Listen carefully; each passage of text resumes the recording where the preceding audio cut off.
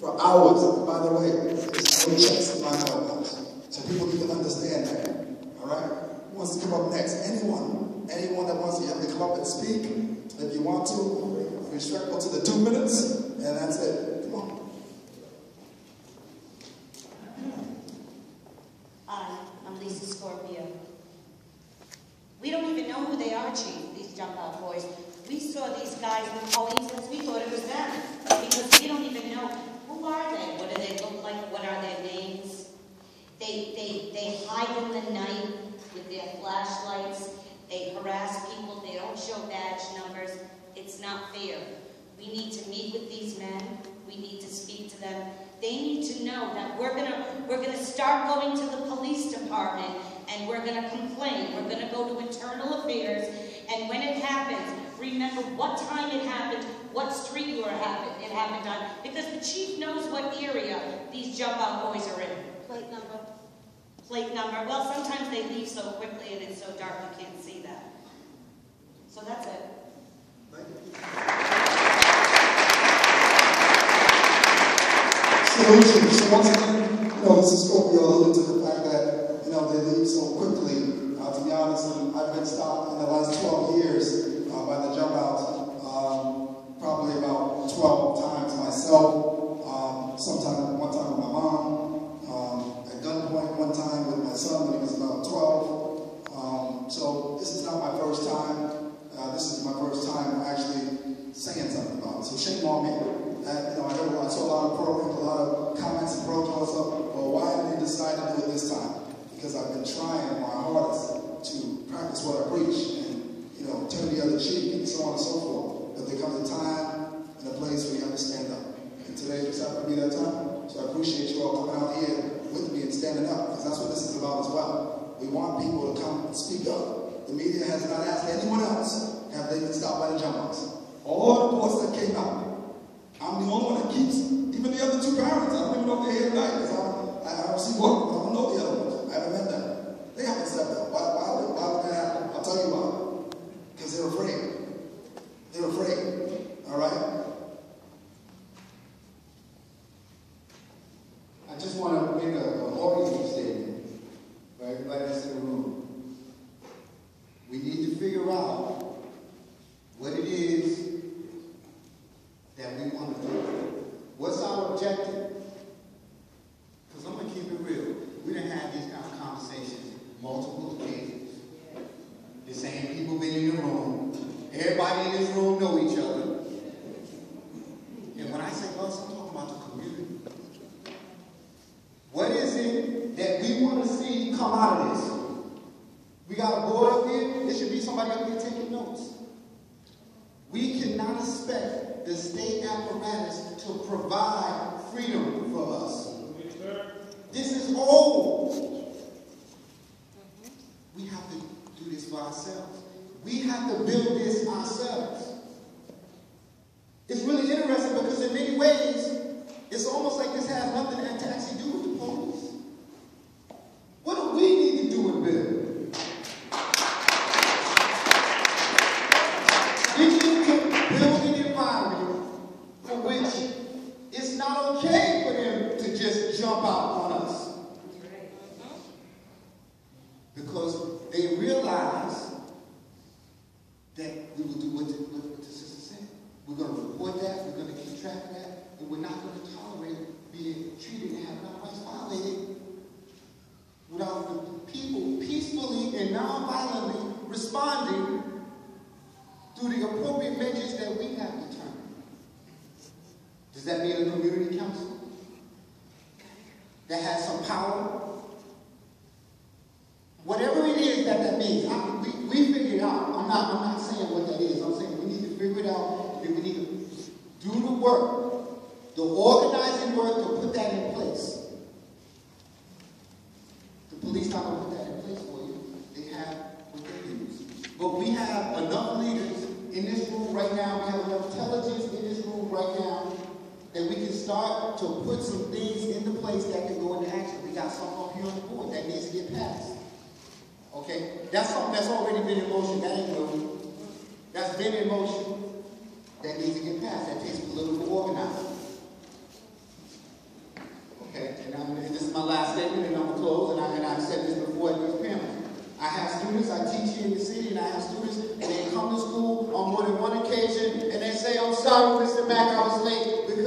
jump-off boys stopped us and they wouldn't let us go to class, searching our bags. And because we don't know what our rights are, we allow that to continue. Myself included. All of us, we ride together. So we need to start building something.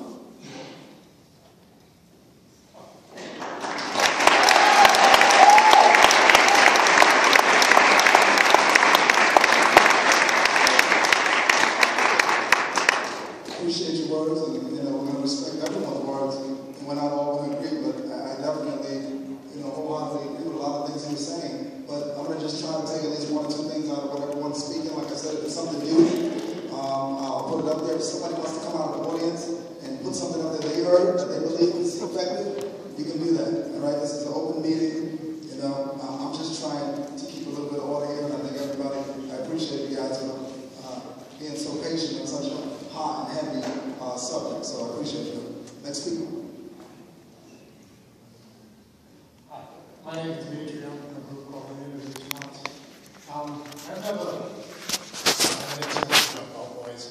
I have a shop in Providence. Maybe that's because I'm not black, I don't know. But there's a lot of simple solutions to this. It's just a matter of getting together to get them done. I mean, if the jump-off boys or the whatever it's called, had body cams and dash cams, and had a third party be willing, the police were willing to let a third party look at this information. Because, obviously we cannot trust the police to investigate themselves.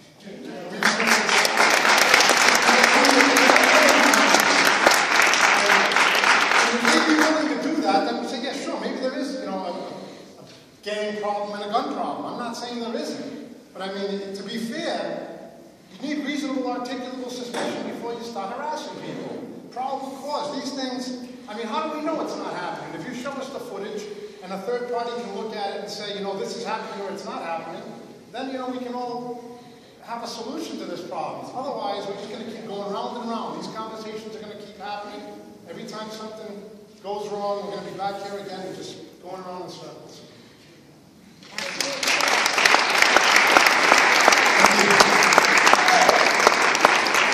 And I know the recurring factors that really keep saying in this conversation. Well, guess what? Is anybody here married? Anybody married? Guess what? You're going to have the conversation about 50 times before it gets together. So my point with that is saying we're going to keep having these conversations. To me, that, and this is just my opinion, I'm not disrespecting anybody else's view. I'm just letting you know that having these conversations can be nothing but help. When we keep on holding it in, like I used to do early on in my marriage, this little counseling for me too. Then things blow up. And then you get the Fergusons and so on and so forth. So we're going to keep having these, little by little, are things happening a little better? I think so.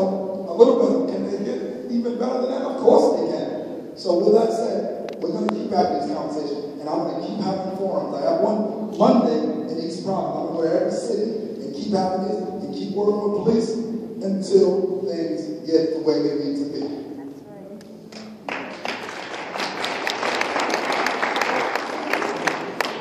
Hello, my name is Mo Frias. I'm in Go-Class High School. I'm a junior.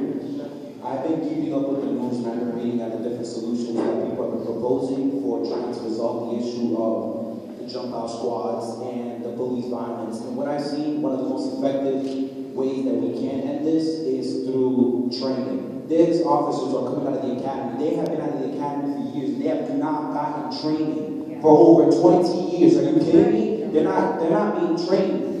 And society is changing. So shouldn't they be trained according to how society is changing? And it's an issue that a lot of them, they jump to a small situation to pulling out their pistol. How can you jump to that type of hostility? You went from a simple situation and one small altercation is causing you to point your weapon at somebody else. It should be a system where you have a process. It's a step by step. It's not just, oh, you swung, let me take out my gun and try to shoot him. No, it should be an escalating, and you should have de-escalation. You should go back. If the situation is calming down, then put your pistol away. Don't put your gun at someone the whole time because they're going to feel scared, offended, offended, they're going to have some type of hostility against you because you have a gun pointed at their face. They have a family, they have children. And that's the issue, that there's not enough training. And we need more training. We need to take off the officers who are trigger happy, who take out the weapons every time they see an African-American male or Hispanic male walking the street, or someone who fits their so quote-unquote description, or they fit their quote-unquote statistics. I'm not a statistic, I'm a human being, and I should be treated that way.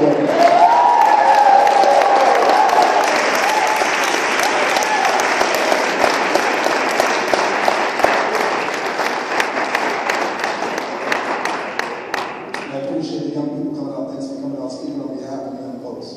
Thanks, up. Not hesitant to speak. I just some concerned about COVID right now, to be honest. Because of the language that was used in the paper that's calling people radicals and radical activists. History repeats itself, stuff happens. And also the language in the paper was the discreditation of our police department.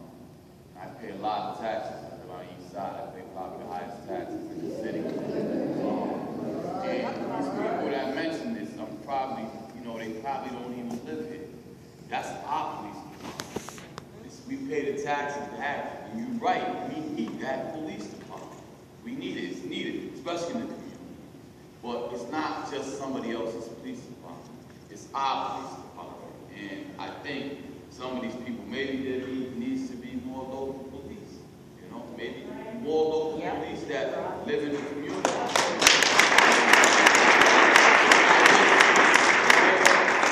This is touchy language. We need to be very careful. We need to be very careful because when you start labeling people, like gangs, I don't even like that term, gangs. And I know there's some gangs there. I was involved with a lot of gangs, so I understand these things. But I also know there's sentencing guidelines that go along with that. So, and I'm not really referring, I'm more or less referring to radical activists. That's what I'm referring to. Because when I seen that, that kind of like, oh, wait a minute. If I'm labeling him as a radical activist, now that means that I can start to do stuff like that. Amen. So let's just be careful with that. That's all.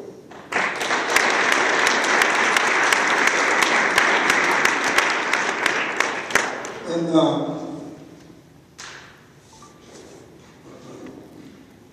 the fact that James brought that up, I'll be honest, that was probably what incited this, that made this meeting. The fact that somebody that is supposed to be representing law enforcement labeled me as a radical activist pretty offended me to the fullest extent. To the fullest extent. And the fact that no one that I know that I've been working alongside said to that man or publicly told Groucho or anyone else, not Kobe Dennis, aggravated me to the fullest extent. So like James said, as my family called and everyone called me from all over the country, have been calling me, saying, who are these people? I thought you worked alongside them. And I said I do, and I will continue to, even though some of them have no idea who I am. So I'm glad, James, I appreciate that for bringing that up, because that was one of the points that not only hit home with me, but to the community. That I'm still getting calls about it. And it's not a good feeling when you're labeled something that you're not. The police should know good and well about being labeled something you're not.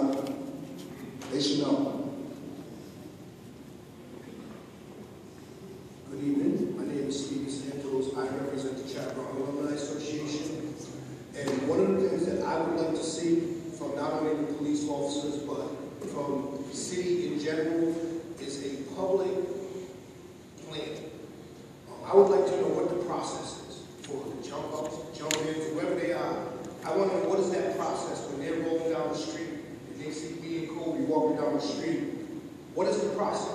How does it get from riding down the street to where we get to? I don't think any of us know that. I know a lot of us don't know what gets the process. So we can't really, we don't even know what if they're within their rights, we don't know what they're doing because we don't know the process. So I think if we get a little more transparency, we'll know when things ain't right, and maybe we can teach teach our kids what not to do. You know what I mean? If they're not doing anything wrong, what do you do if the cops or state troopers or someone comes up to you? What is the process that will alleviate them? You know, what should I tell my kid to say or do so that it doesn't get to that point? So I'm looking at meeting the officers and the men and law enforcement halfway, educate us, we can educate our children because we do get misrepresented sometimes. You know, I mean, I'm 50 years old and I dress like a kid, my wife tells me all the time. So I can understand why someone would look at me a certain way, but what's the process? Because once you stop me and talk to me, I'm going to show you something different. You know what I mean? So I want to know, where do you get from point A to point B so that we can then teach everybody else what not to do in those circumstances so it doesn't escalate. So I'm willing to be halfway. That's all I can say because my wife's got to be perfect for me. I'm afraid to talk to you. Appreciate that.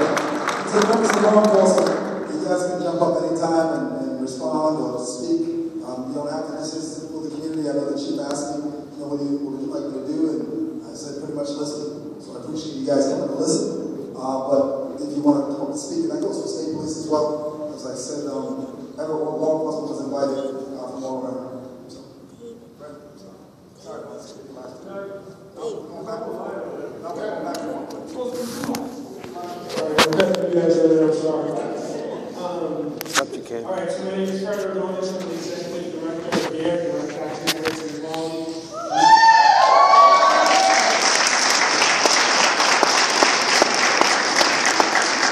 I usually don't take the mic at these things. I let folks who are members of our organization who live in these communities take the mic, but there's a couple things that I think need to be said before we run out of time. So, Kobe is as offended as you are being called a radical activist. Some of us are not offended by that term.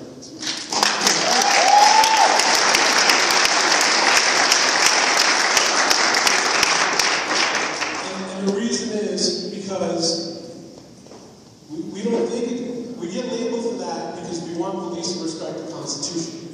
Why is that? Why is it that we want police to treat people with respect? That is not radical. But that's what we get called because these are the things we're demanding. One of the solutions that we need to have is to stop getting split by the police. No offense, but this is a systemic problem. In calling some folks good community leaders and others radical activists. We need to stop that. Because those of us that are called radical activists just want the police to, abide by certain guidelines. That's not saying we hate the police, right? It's not saying we need to. I mean, eventually we'd like to see a society where we don't need police, right? Where our communities are so well off, like in some neighborhoods, that you don't need the type of police force you have out there, right? But some of those things come not from. That's never going to be a solution from the police, because when you have, I'm going to go on a little tangent here, but when you have millions of our tax dollars being spent on projects like the stadium, like the Superman building, like a trolley, we have no jobs. We don't get affordable housing. We don't get the education that we need. We don't have the activity that we need. This leads to the environment that we have right now. And the drug war, which prohibition, we've always known, is what's, filling the streets with guns. All right, so I'm going to wrap up in this way. So part of the Community Safety Act, and the census there, several organizations throughout the city, right, that's pushing for this Community Safety Act. One of the things that's in there is that there needs to be probable cause or reasonable suspicion for people being stopped. So this is already, stop and frisks are already shown in New York City to be illegal. Yes. All right, and this is exactly what's happening with the jump out boys. This is what they're doing. They're just. Anybody who seems like they got something, they just indiscriminately, they didn't do anything. They didn't anything toward, but they just look like it, and they come up on them and they search them, and then they're like, and then worse than New York, there's no documentation of it. All right, there's no documentation of it. So for a solution, we need there to be probable cause, reasonable suspicion, and therefore to be documentation of this. This is just one of the things that the community is saying. Thank you.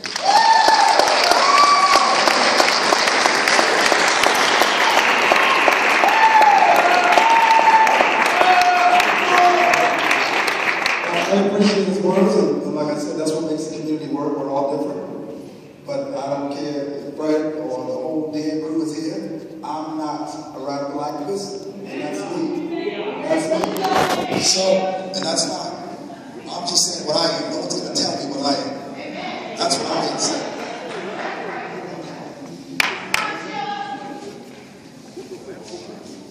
I'm Sheila, and I am an activist because I'm active in the community.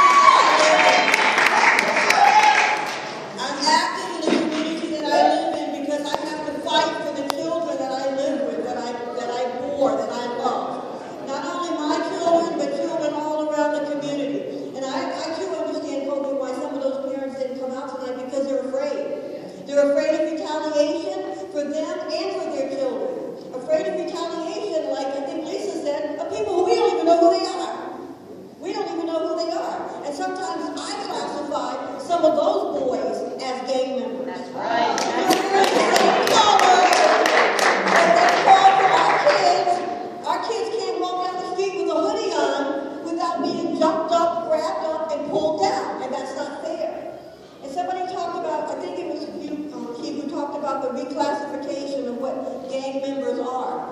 We need to get into that deep because it's been going on for years and years and years. The reclassification. Our kids should feel safe to walk down the street.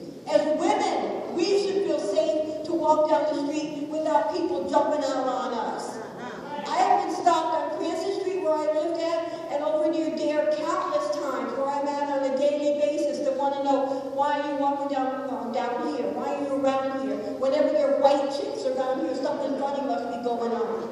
Well, if you're a part of community policing, as my good friend Boo, who's not here tonight, had to pull a jump-out boy off of me one time, you're part of community policing, and you don't know who I am.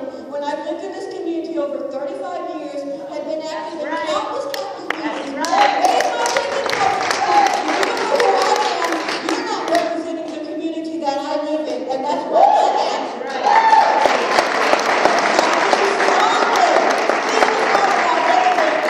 We're only a part of any label that we accept. And I will not accept anyone jumping out on my children, because if I jumped on top of them, I would be arrested, and I raised my kids to be better. And if we've done anything, we're living in a community right now where we have more police substations than we do libraries, community centers, rec centers, and and I believe in safety. I'm not a violent person, and I'm speaking as a woman who has a son in the same year graduated from Holy Cross College, and another son who's a two-time gunshot survivor, and I still stand here being active, fighting for our children. Anybody that wants to speak over 2 minutes, you can get back in line. It's like the lunch cafeteria. Get back in line. All right? We're just trying to stay 2 minutes so everybody gets to come up. You can go back in line. I know this is a very passionate subject, and a lot of people have been working on this stuff for years. There's plenty of us in the room. All right? But you can get back in line and give everyone a chance, please. Thank you. Oh yeah, this side, Joe, look. So over there, on this side. Just because you have questions don't mean I'm going to take it right, man. Maybe you choose these words carefully. We are our citizens viewpoint statewide, not citywide, statewide. Real citizens. I know I got the chief of the commissioner, but when you got your troops running around arresting black men, black women, and people of color to the fight. But I can go out there and I can see certain people, officers that I know are calling us out of our name, out of our gender, and they think that's okay. Then it's going to be a problem. The sun's coming, and I have got to put on the ground and doesn't get any better. It's going to get worse.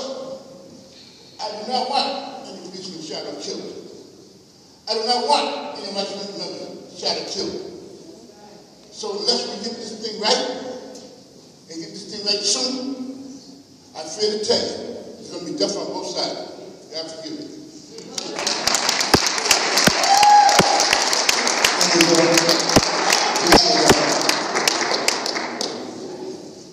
Keep it real.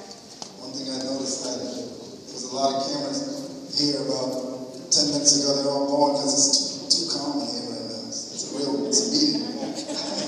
So, we know what happens. My Bryan University students, how are you? I know you thought there was going to be basketball tonight. Sorry, guys. I didn't want to tell you this because you probably wouldn't have shown up. These guys volunteer. Give it up for the Bryan University kids that volunteer.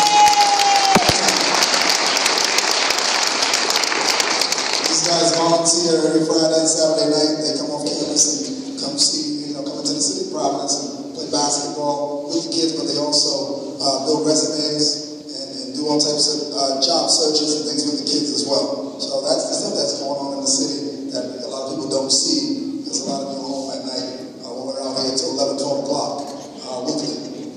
So, listen.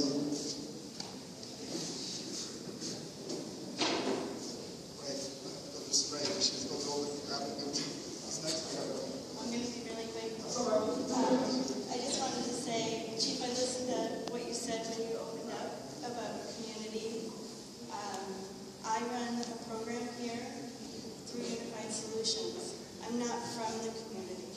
So hearing from some of the moms from the community, I don't see any of them here tonight, and listening to other people talk about, maybe that was a fear factor. I just wanted to relay to you, while I have your attention, that the moms stated on one hand, they're very happy that Unified Solutions is here in the building to provide these free programs for the kids in the community, but they don't feel safe enough in the neighborhood to walk with their children down the street without getting accosted, without walking through urine, without different issues that they encounter just walking maybe a block or two away to the building. So on one hand, she had said that she had wished for more policing in the neighborhood so that they felt safe to come and access the programs. But then on the other hand, she was talking about the jump out boys, which is the task force, and I asked a little bit more about that, and what she had said was that they're not uniformed officers, which I found kind of shocking to me, looking from the outside in, not having any of these interactions myself, coming from an entirely different community. They're not in marked cars that actually say Providence Police Department. And I myself, if I got stopped walking in the neighborhood, because I would really like to, with my program, engage the children, engage the families, and go out and walk with them to the program for the summer. I'm shocked that somebody could pull up behind me in an unmarked car with the lights flashing and come out without a uniform on. How am I to know, as a single woman in a vehicle, that that really is a police officer behind me? That type of thing, I think, has been on the news where, people are getting pulled over by people that have access to the vehicles with the lights and things. But I think you get the point. Thank you.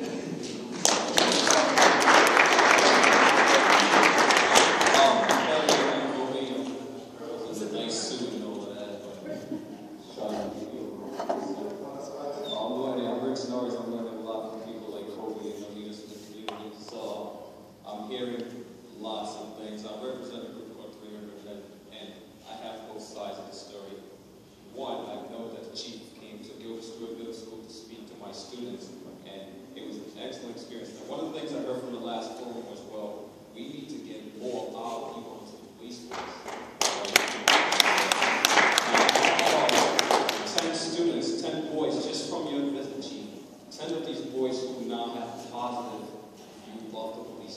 fact that you went in and you made yourself very clear, you made yourself very accessible. So now these young men are actually aspiring to be police officers who are going to live in our community. So that's the other side. But then some of them also mentioned, well, yo, mister, those jump out boys. Now these kids are middle school kids having the negative view of the jump out boys. I was happy that they saw something else from you. So as far as I go as a teacher, I was a former social studies teacher, and now I work as a high school guidance counselor. I guess the question is, how can school resource officers play a role in educating young men within the school system about police relations? That would be my question. And in any way, as a guidance counselor, I can facilitate that process. You know, I'm willing to do that. Officer Brother. Yes, sir.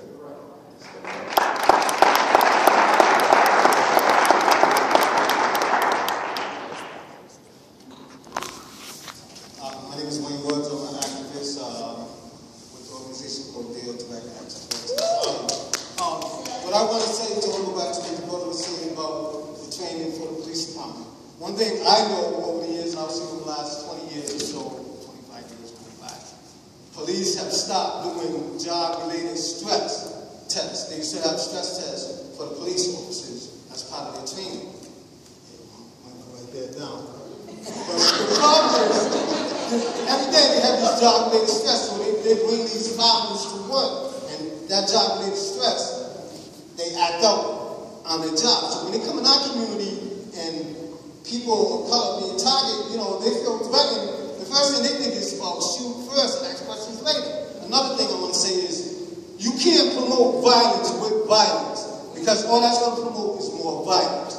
You know, you say you need these task force to go against these gangs and stuff like that. These people feel threatened. They know every day they're targeted and they're being killed on a daily basis. You just shoot first and ask questions later. That's not cool. So I think we need to put pressure on these gun manufacturers. Stop making the guns. Get the guns off the streets, and you will have less problems, less violence, and there won't be no, you know, you shoot one, we shoot one, and ongoing retaliation. So promoting more violence on violence is not the answer.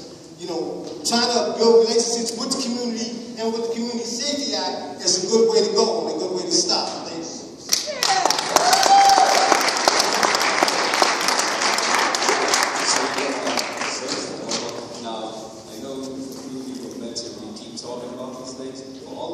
Solutions, we do have unified solutions here. You can always come in and provide some solutions. I just want to say, I don't believe what you just said. Just stop the talking. We've been talking for over 20 years, Tommy. Where you been? So I want to say that how dare